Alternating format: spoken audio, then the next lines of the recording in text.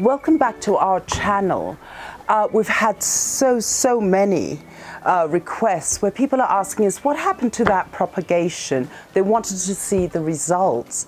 So what we've done this time is we're going to start introducing some of the propagations that we did in the past, and then you get to see that the results actually do work. Now today what I've chosen is the Alocasia. You remember the Alocasia. It was the first time that I actually saw the plant and I really fell in love with it.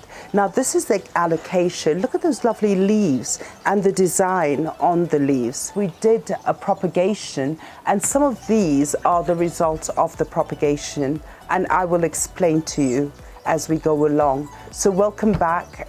I'm Alice and I'm the Redsoil gardener.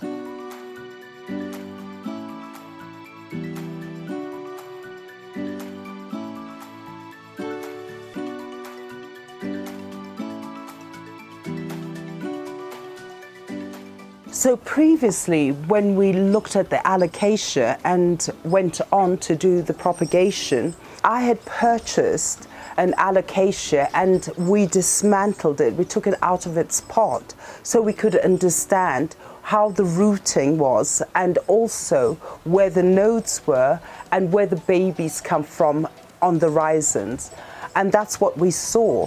Now this is the result of one of the propagations. So this one has worked. And if you can see is that I'm already getting 1, 2, 3, and the baby shooting here and another one attached to this stem.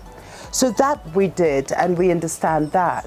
Now what we did is we continued and we went into a water propagation where I did cut some of the rhizome and we placed it with toothpicks in the water. So that was a water propagation. Now with the division, we actually did cut up the rhizome and then we put it in a long container and lay them sort of standing straight. And then from there, we waited for it to propagate. Now this is where it becomes interesting. Let me move this here.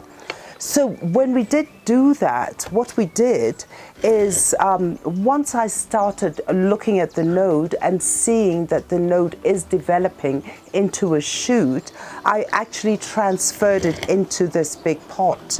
You can see all the rhizomes and the shooting of the babies, or this, let's say the stem and the leaf. So now what we've done, what you've seen, is I transferred the rhizome, the one in the water and the one I had put in the soil, and I placed it in this pot. Now, because what I've realized is that you don't have to put the rhizome really upright, because I have here a horizontal one. This one's lying on its side.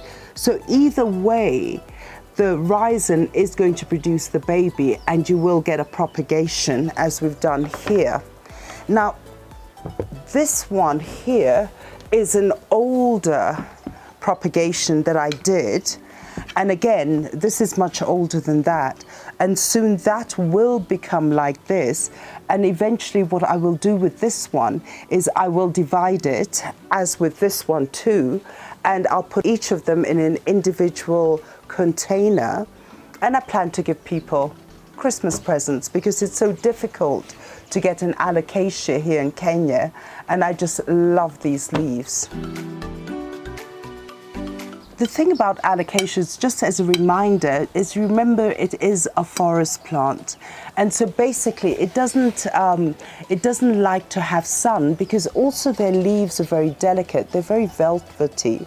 And when you do get sun, it does damage the leaves. And again, it does like a well-drained organic soil. It has to drain through, otherwise you will get the rhizomes having root rot. The other thing what I'd like to point out is that you need to put it in sort of filtered light. I've been trying to find a location for these ones, and what I've decided, because I do get the morning sun coming in and it goes across to the west, but I found for this particular Alocasia, this one, is I normally just perch it up here where it gets the morning sun, and as the sun moves, it does have its filtered light. And I found that it does work. With the result, I've got about 5 leaves all together with these 2 coming up. So that is a really good way, is move your alocasia around your house, and because it has to have a bit of sun, but when you find the perfect location, just leave it there. And then the other thing, as I think we had discussed earlier, is with the watering, it likes it humid but not drenched. And the problem is that if you underwater the plant, you'll get drooping leaves, and sometimes you'll get a brown or holes on the leaves. So basically always do your finger test, 1.5 inches there. Oh, it's still moist. I'm going to leave it until it's slightly dry and then top it up. The other thing is that the baby's leaf comes from the mother stem. It sort of is attached to it, and as it matures, it'll sprout outward. And if you do need to get rid of this leaf, if it's damaged, just cut it from here so that you don't affect the upcoming leaf. The other thing is that if the plant does get damage like disease, or sometimes you could get a fungal infection because there's not so much circulation of air, is if it's so damaged, just snip it completely down, leave it in the soil, but snip it completely down, because we know now is that from the rhizomes you will get new babies. So in a way, you don't have to discard it, but just make sure you've snipped it down to the base, and we know that we will get babies.